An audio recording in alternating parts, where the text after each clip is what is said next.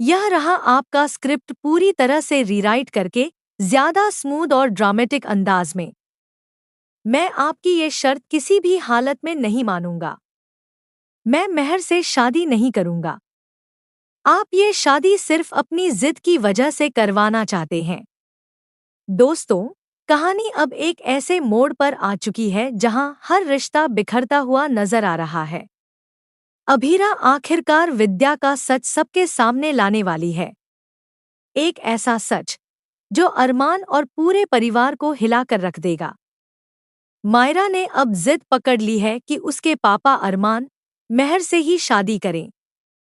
लेकिन सब जानते हैं कि मेहर और विद्या की सच्चाई क्या है। विद्या ने जो चाल चली थी अरमान और अभीरा को अलग करने के लिए, अब वही चाल उसके लिए खेल बन चुकी है और वो चाहती है कि किसी भी तरह अरमान और मेहर की शादी हो जाए। सबसे हैरान करने वाली बात यह है कि मायरा खुद अपनी मां के खिलाफ खड़ी हो गई है। अपनी नफरत में वो ये तक भूल चुकी है कि वो क्या कर रही है। वो लगातार अरमान पर दबाव बना रही है कि वो मेहर से शादी कर ले। उधर मेहर को मनाने की कोई जरूरत नहीं पड़ती, क्योंकि वो पहले से ही अरमान को पाने के लिए बेताब है। जिस दिन से उसने अरमान को देखा, उसी दिन से उसने ठान लिया था कि वो उसे हर हाल में हासिल करेगी। अभीरा को दूर करने के लिए उसने हर चाल चली।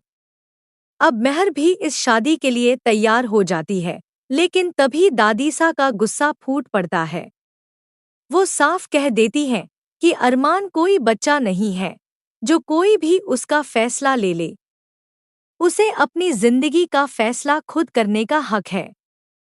इसके बाद अरमान का गुस्सा भी फूट पड़ता है।